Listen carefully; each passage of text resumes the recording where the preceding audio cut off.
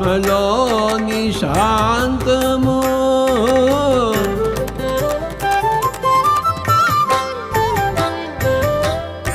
ఆత్మలోని అభయము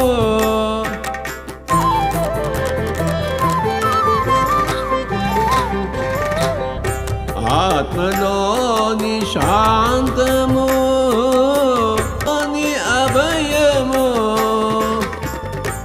ఆత్మలోని శాంతము.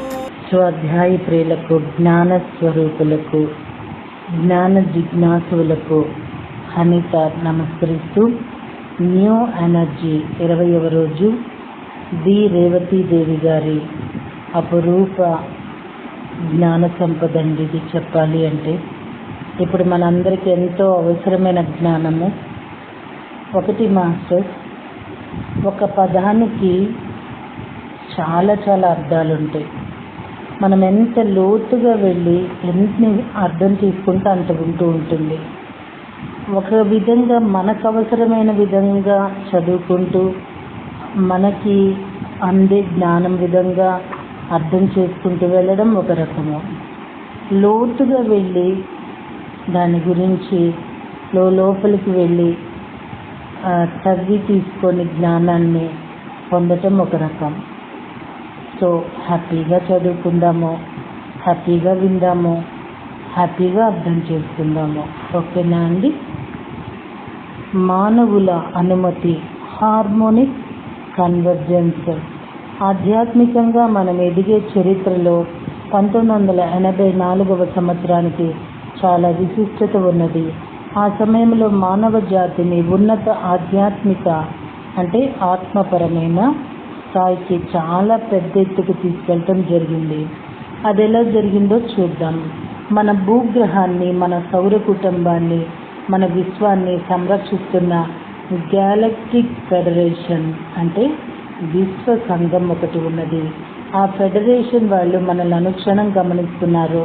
మనము ఇంటెన్సివ్ కేర్ యూనిట్లో ఉన్నామని చెప్పుకున్నాం కదా, అందుకే అప్పుడప్పుడు వాళ్ళు మన ఎనర్జీ కొలతలు తీసుకుంటారు.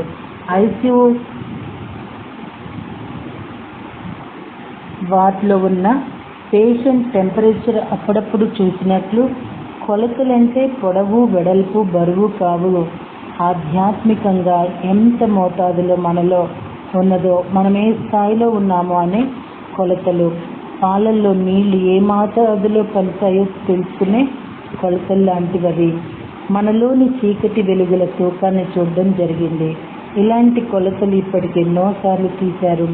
మనకది అలవాటే. కానీ ఈ అజ్ఞానపు జన్మల వల్ల ఎంత తిన్నా పరగడిపోయినన్నట్లు జాగ్రత్త అవస్థలో ప్రతిసారి మర్చిపోతుంటాము.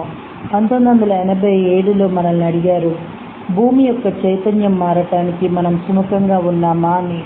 అంటే భూమి ఆధ్యాత్మికంగా ఎదగటానికి మన అనుమతి అడిగారు. మనల్ని వాళ్ళు అడగటం వెనుక విషయం చాలా ఉన్నది. ఎక్కడా లేని లక్షణాలు భూమి మీద ఉన్నాయి.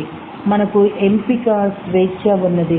పరమాత్ముడు ఎదురుగా వచ్చినా కాదు, పొమ్మనే స్వేచ్ఛ మనకున్నది. భూమి చైతన్యం మన చైతన్యంతో ముడిపడి ఉన్నది. మన చైతన్యమే కదా మొదట్లో భూమికి పంచామం.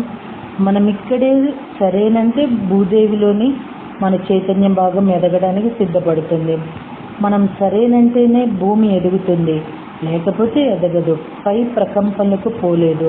కనుక భూమి ఎదగడం అన్నది మన చేతుల్లోనే ఉన్నది. రంగం సిద్ధమైనా మనం ఒప్పుకుంటేనే ఏదైనా జరిగేది.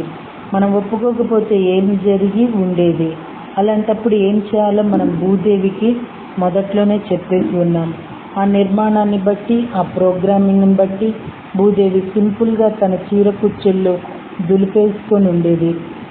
అప్పుడు మనం ఏదో ఒక కారణంతో సామూహికంగా భూమిని వదిలిపోవలసి వచ్చి ఉండేది. 1987లో మనల్ని అడిగినప్పుడు భూదేవికి ఎనర్జీ పంచిన వాళ్ళమైన మనందరం సరేనన్నాం. సరేనన్నాక ఏం చేస్తాము? అసలు మనం ఈ సమయంలో భూమి మీదకి వచ్చిందే ఈ మార్పు కోసం కదా. అయితే వాళ్ళు మనల్ని అడగటం, మనం సరేననటం అన్ని చైతన్య స్థాయిలో జరిగాయి. భూమి మీద ఉన్న ప్రతి ఒక్కరము సరేనన్నామా అని కొందరు సందేహము. నిస్సందేహంగా ప్రతి ఒక్కరము సరేనన్నాము. భూమికి చైతన్యాన్ని, కాంతిని పంచిన ప్రతి ఒక్కరూ సరేననటం జరిగింది. మానవులుగా మనకు ఆ విషయం గుర్తించకపోవచ్చు, కానీ ఆత్మ స్థాయిలో ఆ విషయం చాలా బాగా గుర్తుంటుంది. మనం సరైన అనటంతో వెంటనే 4వ పరిధి గ్రీడ్ని తయారు చేసి భూమికి బిగించడం జరిగింది. 1990 నాటికల్లా భూమి 4వ పరిధిలోకి అడుగు పెట్టేసింది. 3వ పరిధి గ్రీడ్ పైన 4వ పరిధి గ్రీడ్ బిగించారు. దాంతో 3వ పరిధి గ్రీడ్ పనిచేయడం క్రమేణా తగ్గి చివరికి ఆగిపోతుంది. అలాగే 5వ పరిధి గ్రీడ్ పడగానే 4వ పరిధి గ్రీడ్ నిస్తేజమవుతుంది నెమ్మదిగా. భూమిని చాలా ఎత్తుగా, అంటే పై ప్రకంపనలకు తీసుకుపోయారు. భూమి ఎప్పుడైతే ఎదుగుతుందో దానితో పాటు మనము ఎదుగుతామో. ఉయ్యాల గాలిలో పైకి లేచినప్పుడు అందులో కూర్చుని మనము పైకి లేస్తాం కదా. వీళ్ళు అలా అడగటం వల్ల, మనం వేరే అనటం వల్ల, సరే అనటం వల్ల భూమి చరిత్రే మారిపోయింది. భూమి స్థాయిని చాలా పైకి ఎత్తేసారు. పోల్ జంప్లో లాగా అనుకున్నాము. ఎంత ఎత్తుకు 3వ పరిధి నుంచి 4వ పరిధికి వస్తున్న భూమిని ఏకంగా 9వ పరిధికి తీసుకుపోతున్నారు. ఒక్కో పరిధి దాటడానికి ఎంతో ఎంతో కాలం పడుతుంది. ఓకే మాస్టర్స్, ఎందుకో తెలియట్లేదండి. అసెన్షను, ఈ న్యూ ఎనర్జీ బుక్ ఏ టైంలో ఆడియో చేస్తున్నా విపరీతంగా ఆవలింపులు వస్తున్నాయి. మీకు అది నేను ఏదైనా డిస్టర్బెన్స్ ఫ్రాక్షన్ ఆఫ్ సెకండ్స్ ఆగుతుంది కాబట్టి ఏదైనా డిస్టర్బెన్స్ కలుగుతూ ఉన్నట్లయితే అన్నిదా భావించవద్దు. అటువంటిది ఒక్కసారిగా 5 మెట్ల పైకి తీసుకెళ్లే ప్రయత్నం జరుగుతుంది. దీనిని బట్టి చూడవచ్చు 1984 కొలతలు ఎంత విశిష్టమైనవో. దీనినే హార్మోనిక్ కన్వర్జెన్స్ అంటారు. మనం సరైన అనటంతో అందరికీ ఆశ కలిగింది. 2000వ సంవత్సరంలో భూమి ఏ వినాశనానికి గురి అవుతుందని చెప్పుకున్నామో అది కొంతవరకైనా తప్పుతుందన్న ఆశ కలిగిన అందరికీ. అప్పటి నుంచే క్రయాన్ లాంటి వాళ్ళు భూమి మీద మార్పులు రాబోతున్నాయని తమ ఛానలింగ్లో చెప్పడం మొదలుపెట్టారు. ఆ కొలతల ఫలితం కూడా ఎంతో ఆనందాన్ని ఇచ్చింది. ఒక కొత్త దశ నిర్దేశం, ఒక కొత్త భవిష్యత్తు ఏర్పడ్డాయి. 1987లో తీసుకున్నవి ప్రస్తుతానికి మొదటి కొలతలు అనుకుంటే, చివరి కొలతలు 2012 సంవత్సరంలో తీసుకుంటారు. ఆ రెండిటికి నడుమ అన్నట్లు మళ్ళీ 1999 డిసెంబర్లో కొలతలు తీసుకున్నారు. భూమి మీద ఎనర్జీని అర్థం చేసుకోవటం అనే కార్యక్రమం అది.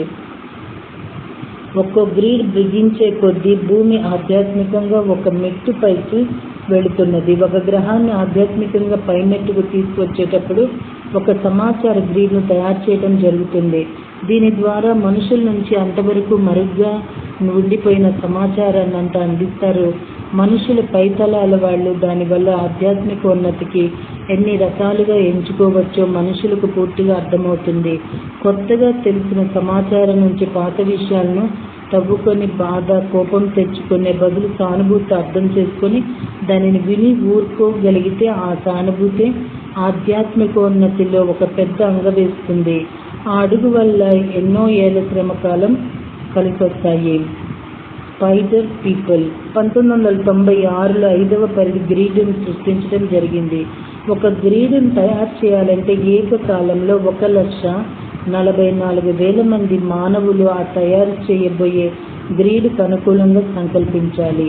అప్పుడే గ్రీడ్ తయారవుతుంది. 1994-96 ప్రాంతంలో జాగృతులయ్యారు కొందరు. వీళ్ళు తాము నెమ్మదిగా జాగృతులవుతూ అసలు చివరిగా జరిగే జాగృతికి బాటలు వేసేవాళ్ళనమాట. వీళ్ళల్లో స్పైడర్ పీపుల్ అనే వాళ్ళు ఉన్నారు. ఆ స్పైడర్ పీపుల్ ఒక గ్రహాంతర జాతి. వీళ్ళు గొప్ప సాంకేతిక పరిజ్ఞానం ఉన్న జాతిగా గ్యాలక్సీలోనే ఎంతో పేరు పొందారు. ఈ సమయంలో మానవ జాతి తన లక్ష్యాన్ని సాధించాలని నిశ్చయించారు. మన బాగు కోసం పాటుపడుతున్న పైతలాల వాళ్ళు. అందుకోసం వాళ్ళు ఈ స్పైడర్ పీపుల్ని వచ్చి భూమి మీద పుట్టమని కథ క్లైమాక్స్లో తమ వెబ్ టెక్నాలజీని ఉపయోగించి మరుగున పడిపోయిన పాత సమాచారాన్నంతా మానవులకు అందుబాటులోకి తెమ్మని కోరారు. ఏదో ఒక ఆశ లేకపోతే ఎవ్వరూ ఏ పని చెయ్యరు కదా. ఈ స్పైడర్ పీపుల్కి ఏదో ఒక ఆశ చూపించాలి అప్పుడు. అందుకే చివరిలో ఎమోషనల్ క్లియరింగ్ అంటే కర్మ ప్రక్షాళన జరుగుతుందని ఆశ చూపారు. రకరకాల గ్యాలక్సీలో జన్మ తీసుకొని కూడా పెట్టుకున్న కర్మ ఏదైతే ఉన్నదో దాన్ని ప్రక్షాళన చేసుకోవడానికి ఆశగా వచ్చి భూమి మీద పుట్టి ఇక్కడ గ్రీడ్కు వాతావరణానికి అనుగుణంగా అనేక జన్మలు తీసుకున్నారు. వాళ్ళు కూడా ఇప్పటి వరకు ద్వంద్వత్వంలో కర్మ ఏర్పడుతున్న నిశ్చింతగా ఉన్నారు. చివరిలో ఎలాగో ఈ కర్మనంతా తొలగించడం జరుగుతుంది కదా, అది వాళ్ళ నిశ్చింత. ఇక కథ చివరికి వచ్చేసింది కాబట్టి తమ వెబ్ టెక్నాలజీని ఇక్కడ పెట్టవలసిన సమయం వచ్చేసింది. అందుకే వాళ్ళు ఈ సమయంలో భూమి మీద పునర్జన్మ తీసుకునేటప్పుడు ఆ వెబ్ని సృష్టించగల సామర్థ్యం తమలో సకాలంలో జాగృతమయ్యేలా చేసుకొని పుట్టారు. ఇంటర్నెట్ వీళ్ళు పుట్టడం 1960 దశకం నుంచి ప్రారంభమైంది. మానవులైన మనలో కింద ఆధార చక్రాలకు సంబంధించిన ఎమోషనల్ పునరైక్యతను సాధించవలసిన సమయం ఇది. కేవలం కింద ఆధార చక్రాల్లో లేక కేవలం పై ఆధార చక్రాల్లో మాత్రమే యాక్టివేట్ అయితే సరిపోదు. మొత్తం అన్ని ఆధార చక్రాలు యాక్టివేట్ కావాలి. అప్పుడే మనలో పరిపూర్ణత ఏర్పడుతుంది. అప్పుడే మనందరం ఉన్నత తలాలకు చేరుకుని అక్కడ పని చేయగలుగుతాం. ఇదంతా కర్మ ప్రక్షాళన వల్ల సాధ్యపడుతుంది. ఈ సమయంలో కర్మ ప్రక్షాళనకు ఆశపడి వాళ్ళు మానవులకు మొత్తం సమాచారాన్ని అందివ్వగల వెబ్ను సృష్టించారు. అదే మన వరల్డ్ వైడ్ వెబ్ లేదా ఇంటర్నెట్. దీనివల్ల కోరుకున్న వారికి, ఆసక్తి ఉన్న వారికి సమాచారం అందుబాటులోకి వచ్చింది. అంతేకాదు వివిధ ప్రదేశాలలో ఉండే వాళ్ళు ఎప్పటికప్పుడు విషయాలు తెలుసుకొని కలిసికట్టుగా పనిచేయగలుగుతారు. జరుగుతున్న కర్మ ప్రక్షాళన 1996-2001 మధ్య కాలంలో మన కర్మశుద్ధి ద్వారా మరింత మెరుగైన టెంప్లెట్లను తయారు చేయడంలో మనకు తోడ్పడుతూ బిజీగా ఉండిపోయారు ఆవలి వైపు వాళ్ళు. 9వ పరిధి గ్రీడ్ని తయారు చేయాలనేది వారి ఆశ. అందుకే ఆ హడావిడిలో ఉండిపోయారు వాళ్ళు. ఆ సమయంలో జాగృతులైన వాళ్లకు తమ కర్మ ప్రక్షాళన వేగంగా జరుగుతున్నట్లు అనుభవమైంది. దానికి తగిన లక్షణాలు వారి శరీరంలోనూ భావాల్లోనూ బాగానే కనిపించాయి. అనేక పరిధుల్లో అనేక జన్మలెత్తి తీర్చుకోవలసిన కర్మను కొన్ని సంవత్సరాల కాలంలోనే శుద్ధి చేసుకోసాగారు వాళ్ళు. అన్ని జన్మల కర్మ ఒక్కసారిగా తొలగిపోతుండేసరికి వాళ్ళ చైతన్య స్థాయిలోనే చెప్పలేనంత పెద్ద మార్పు రావటం మొదలైంది. పెద్ద అడుగు వేసి ఎంతో ఎత్తుకు ఎదిగిపోసాగారు. ఒక్కసారిగా ఎంత ఎత్తుకు ఎదిగిపోతున్నారంటే 6, 7, 8 పరిధుల గ్రీడ్ను తయారు చేయాల్సిన అవసరం లేకుండా ఏకంగా 9వ పరిధిలోకి వెళ్ళగలిగే అంత ఎదిగిపోయారు. అంత పెద్ద మార్పు ఏర్పడుతుందన్నమాట. మధ్యాంతర కొలతలు 1999 డిసెంబర్ 13న ఆత్మస్థాయిలో మనల్ని అడగడం జరిగింది. మనం ఏ మార్గాన్ని ఎంచుకుంటామని అందరినీ అడిగారు. న్యూ ఎనర్జీలోకి వెళ్తావా లేకపోతే ఓల్డ్ ఎనర్జీలో నిలబడిపోతావా అని నూతన సృష్టి కోసం ఎనర్జీని సృష్టించే ప్రయాణం ఇది. సిద్ధంగా ఉన్న వాళ్ళు న్యూ ఎనర్జీలోకి వెళ్తామన్నాము. సిద్ధంగా లేని వాళ్ళు ఓల్డ్ ఎనర్జీలో సాగిపోతామన్నారు. ఆ కొలతలు భూమి మొత్తానికి జనరల్గా తీసుకున్నారు. అలాగే ప్రతి వ్యక్తికి విడివిడిగా తీసుకున్నారు. ఇంత భారీ ఎత్తున మనతోనే ఇంత పని జరుగుతుంటే మనకేమో ఏమీ తెలియలేదు. పైగా మన దృష్టాంతం మారుతున్న క్యాలెండర్ మీద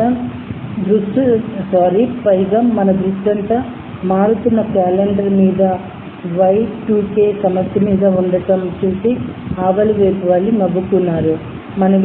మనం ఇలా వేరే దాని మీద దృష్టి పెట్టి ఉంచింది కూడా ఒకందుకు మంచిదేనంటారు టొబియాస్. కొలతల కార్యక్రమం ప్రశాంతంగా నిశ్శబ్దంగా జరిగిపోతుంది కదా.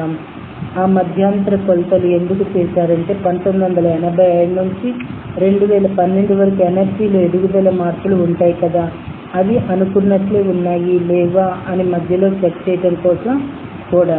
పాత భవిష్యవాణుల ప్రకారం అయితే 1999లో భూమి నాశనమైపోవాలి అంటే ప్రళయం వచ్చి మానవ జాతి అంతమైపోవాలి. అలా జరిగి ఉంటే మిగిలిన కొద్దిపాటి మానవులతో ఇక ముందుకు ఎలా సాగాలి అని నిర్ణయించుకోవటానికి కొలతలు తీసుకోవాల్సి వచ్చి ఉండేది. అయితే భూమి మీద ఉన్న మానవుల్లో ప్రేమ, సంకల్పం ఉన్నందువల్ల అన్ని రంగాలు అభివృద్ధి చెందుతూ సమృద్ధి అనేది భూమి మీద ఉన్నది. కనుక కొలతలు తీసుకొని వాటికి అనుగుణంగా మన గ్రీడ్లో మార్పు తేవటం మొదలైంది. సమాచారం వెల్లడి, కొత్త విషయాలు బయటపడడం మొదలైంది. దాంతో గత 2000 సంవత్సరాల మన మానవ చరిత్రను ఆసక్తికరంగా తిరగరాయడం జరుగునున్నది. దేన్నైతే మనం ఇంతకాలం చరిత్ర అనుకుంటూ వచ్చామో, వాస్తవంగా భావిస్తూ వచ్చామో అదంతా మారిపోతుంది. ఆ మార్పు విద్యుత్ ప్రపంచాన్ని కుదిపేస్తుంది. పండితుల్ని, మతాన్ని పట్టుకోనున్న వాళ్ళని కూడా కుదిపేస్తుంది. అటువంటి విషయాలు బయటపడతాయన్నమాట. ఇలా సమాచారం ప్రపంచ నలుమూలల నుంచి గ్రంథాలుగా వెలువడుతుంది. ఒక్కో గ్రంథము వస్తున్న ఇతర గ్రంథాల్లోని సత్యాలతో సరిపోయే సత్యాన్ని వెలువరిస్తుంటే గతాన్ని చాలా భిన్నంగా ఉంటుంది. మనం ఎక్కడి నుంచి ఎలా వచ్చామో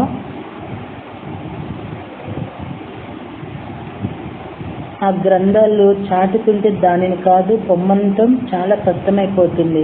2012 సంవత్సరం వరకు ఈ గ్రంథాలు వస్తూనే ఉంటాయి. అవన్నీ ఒకదానికొక్కొక్కటి సంబంధించి ఉంటాయి. ఈ సమాచారం వెలువడే కొద్దీ న్యూ ఎనర్జీలోకి వెళ్ళటం జరుగుతుంది. ఓకే మాస్టర్స్, రేపు కొత్త భూమి ఆవిర్భావం అంటూ చెప్పబోతున్నారు. అదేంటో రేపు తెలుసుకుందామండి. అంతవరకు మరి వెయిట్ చేద్దామా? Thank you very much.